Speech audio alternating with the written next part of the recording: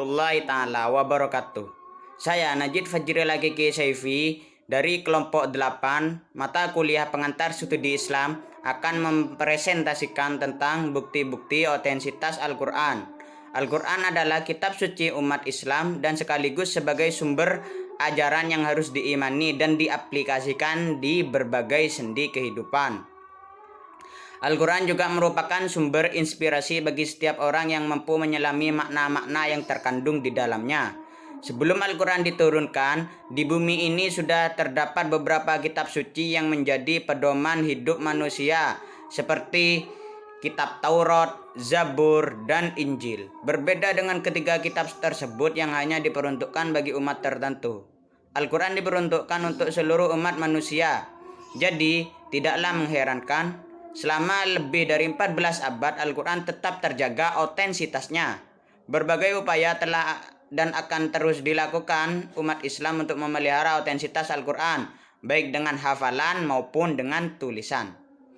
Upaya tersebut telah berlangsung sejak masa Nabi Muhammad SAW masih hidup sampai sekarang ini, sehingga kemurniannya Al-Quran tetap sama seperti awalnya. Seperti pendapat seorang ulama besar, yakni Muhammad Husain At-Tabai, yang menyatakan bahwa Al-Quran itu jelas dan terbuka.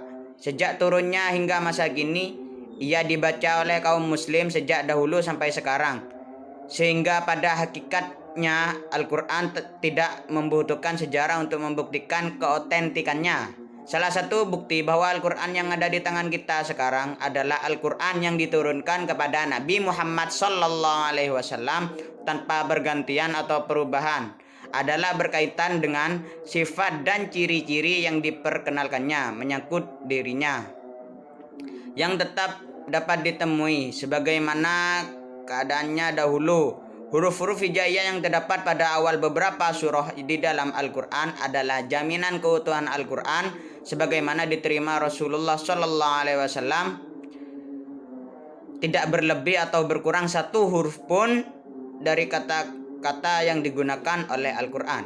Kemudian dalam konteks sejarah masyarakat Arab dahulu yang hidup pada masa turunnya Al-Quran adalah masyarakat yang tidak mengenal baca tulis. Karena itu, salah satu andalan mereka adalah hafalan.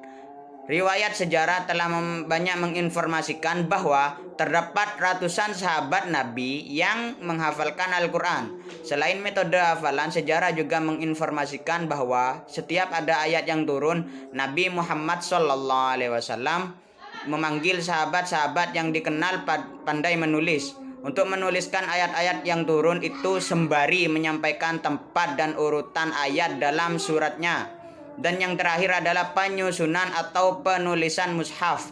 Pada masa Khalifah Abu Bakar dibentuk sebuah tim yang diketuai oleh Zaid bin Thabit untuk membentuk sebuah mushaf Al-Quran.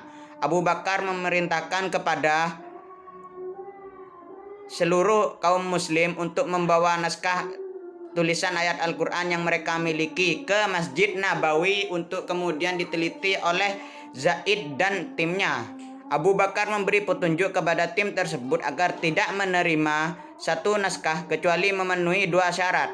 Yang pertama ialah harus sesuai dengan hafalan para sahabat lain. Yang kedua ialah tulisan tersebut benar-benar ditulis atas perintah dan di hadapan Nabi Muhammad SAW.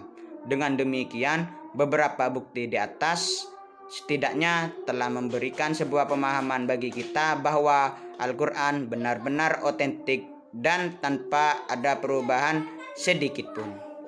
Mungkin hanya ini yang dapat saya presentasikan.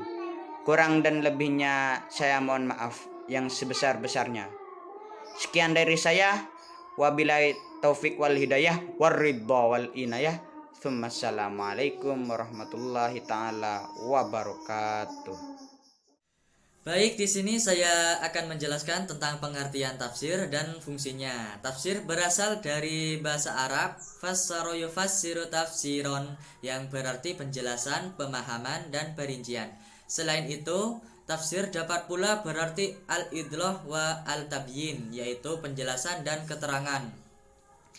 Sedangkan dalam arti terminologi tafsir berarti penjelasan tentang Al-Quran, karena itu yang dimaksud dengan ilmu tafsir, sebagaimana yang dikatakan oleh Imam Jalal al-Din al-Suyuli, tertib makiyah dan badaniyah, muhkam dan mutasyabihatnya, nasikh dan mansuknya, halal dan haramnya, janji dan ancamannya, perintah dan larangannya, dan mengenai ungkapan dan perumpamaan. Sedangkan Abu Hayyan menjelaskan bahwa ilmu tafsir adalah ilmu yang membahas bagaimana cara mengucapkan lafal-lafal Al-Quran, menerangkan apa yang ditunjukkan dan hukumnya, baik secara fardaniyah maupun tersusun, serta makna yang terkandung dalam susunan kalimatnya. Fungsi ilmu tafsir: 1. Mengetahui makna kata-kata dalam Al-Quran. 2. Menjelaskan maksud setiap ayat. 3. Menyingkap hukum dan hikmah yang dikandung Al-Quran. 4. Menyampaikan pembaca kepada maksud yang diinginkan oleh syari' atau pembuat syariat, yaitu Allah Subhanahu wa taala, agar memperoleh kebahagiaan di dunia dan di akhirat. Metodologi penafsiran Al-Quran. Metodologi penafsiran Al-Quran jika dilihat dari segi intensitas mufasir dalam menafsirkan Al-Quran ada dua, yaitu tahlili atau analitik dan ijmali. Yang pertama, tahlili adalah metode tafsir Al-Quran yang berusaha menjelaskan kandungan ayat-ayat Al-Quran dari seluruh aspeknya. Metode ini dilakukan secara berurutan ayat demi ayat, kemudian surat demi surat, sesuai dengan susunan mushaf dalam Al-Quran. Kelebihan dari metode ini adalah dapat menghasilkan gagasan yang beraneka ragam, dapat mengeksplorasikan tafsir ayat Al-Quran secara maksimal, dan kita dapat dengan mudah mengetahui tafsir ayat Al-Quran. Yang kedua, ijmali atau global adalah metode tafsir Al-Quran yang berusaha menafsirkan ayat-ayat Al-Quran secara singkat dan global, dengan menjelaskan makna dari tiap kalimat secara ringkas sehingga mudah dipahami. Penulisan dari metode ini sama dengan seperti metode tahlili, hanya saja terjadi perbedaan pada penulisan yang singkat. Kelebihan dari metode ini adalah mudah dipahami, dan metode ini akrab dengan bahasa Al-Quran karena kelugasan dan kesederhanaannya.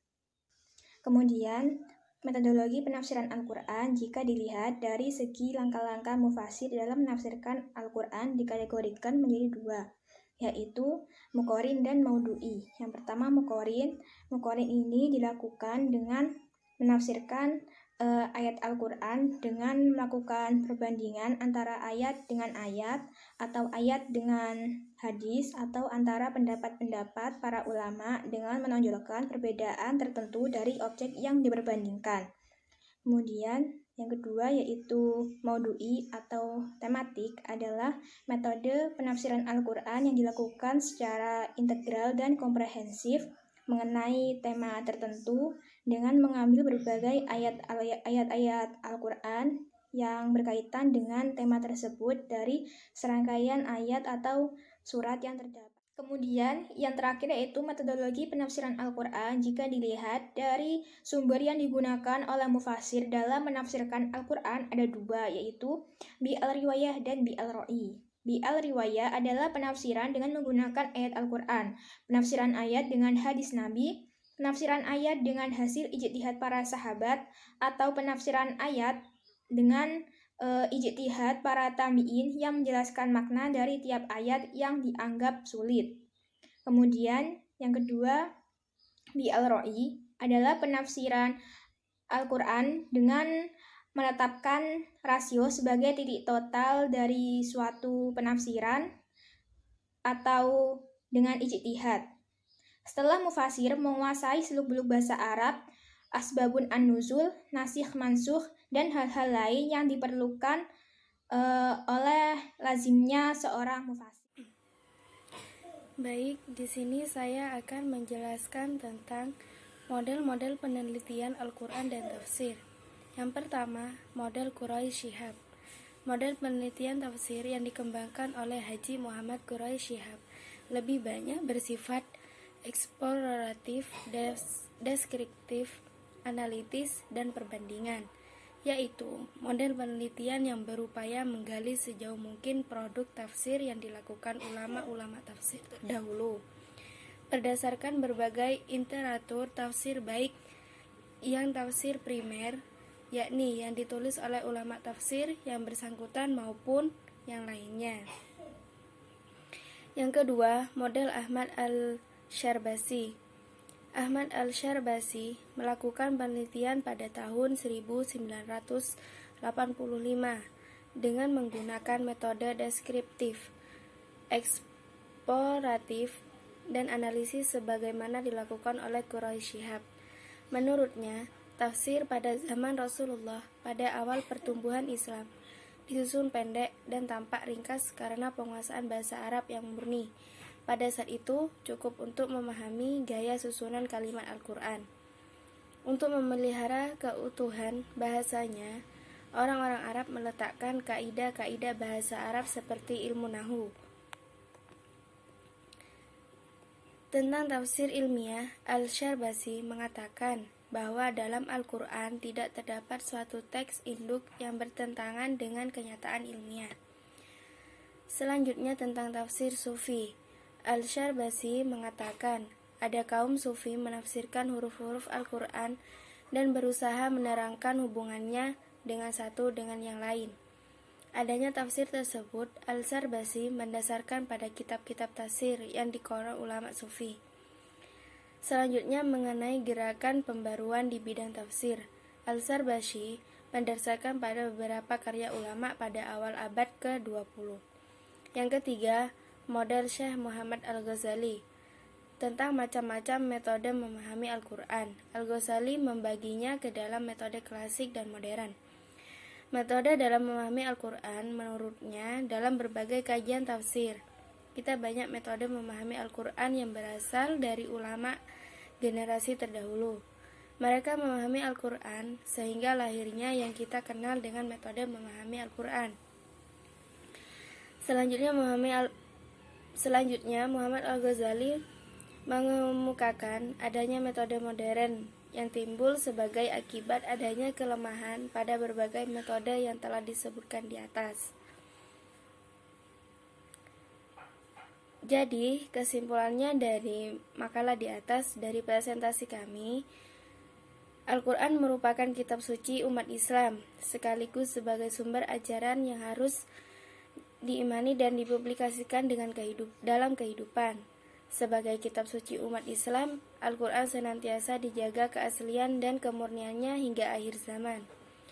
Dalam mempelajari Al-Quran, kita dapat mengenai ilmu tafsir yang berfungsi untuk membantu kita dalam memahami makna ayat-ayat Al-Quran. Ada banyak sekali metode tafsir yang dapat kita gunakan untuk membantu kita dalam memahami Al-Quran, dan setiap metode itu mempunyai kelebihan dan kelemahannya masing-masing. Baik, terima kasih. Sekian presentasi dari kelompok kami. Assalamualaikum warahmatullahi wabarakatuh.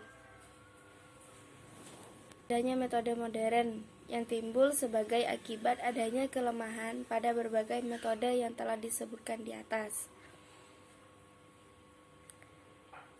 Jadi, kesimpulannya dari makalah di atas dari presentasi kami, Al-Quran merupakan kitab suci umat Islam, sekaligus sebagai sumber ajaran yang harus diimani dan dipublikasikan dalam kehidupan. Sebagai kitab suci umat Islam, Al-Quran senantiasa dijaga keaslian dan kemurniannya hingga akhir zaman. Dalam mempelajari Al-Quran, kita dapat mengenai ilmu tafsir yang berfungsi untuk membantu kita dalam memahami makna ayat-ayat Al-Quran. Ada banyak sekali metode tafsir yang dapat kita gunakan untuk membantu kita dalam memahami Al-Quran, dan setiap metode itu mempunyai kelebihan dan kelemahannya masing-masing. Baik, terima kasih. Sekian presentasi dari kelompok kami. Assalamualaikum warahmatullahi wabarakatuh.